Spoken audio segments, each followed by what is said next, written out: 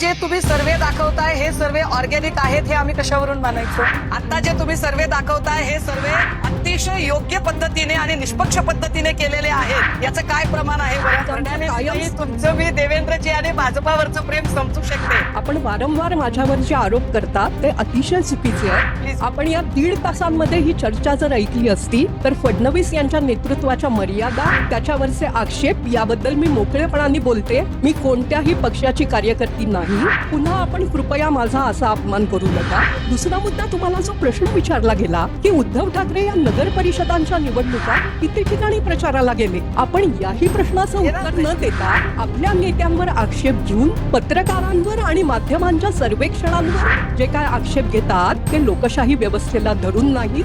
आम्ही केलेल्या सर्वे बद्दल इथे बोलतो आहोत. त्या सर्वेची सत्यता ही पुढारी माध्यम समूह म्हणून आम्ही कुठल्याही प्रकारे संशयाच्या आड येऊ देणार नाही. पुढारी संस्थेने केलेला सर्वेक्षण आहे. पुढारी या वर्तमानपत्राची आणि या वृत्तपत्र समूहाची जी विश्वासार्हता आहे त्याच्यावर आक्षेप घेण्याचा अधिकार इथे कोणालाही मिळू शकत नाही.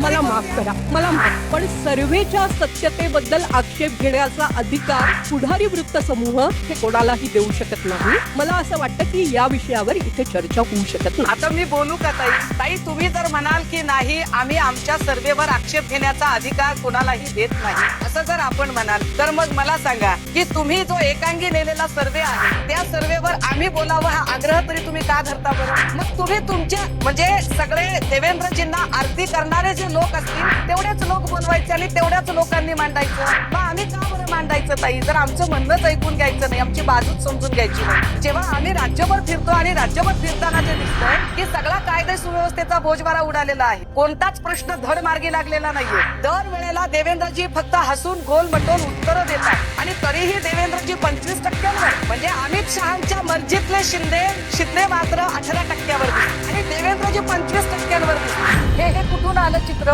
मग याचा अर्थ एकनाथ शिंदे काम कमी करतात का? म्हणजे एकनाथ शिंदेची लोकप्रियता, एकनाथ शिंदेना काम करताच येत नाही का?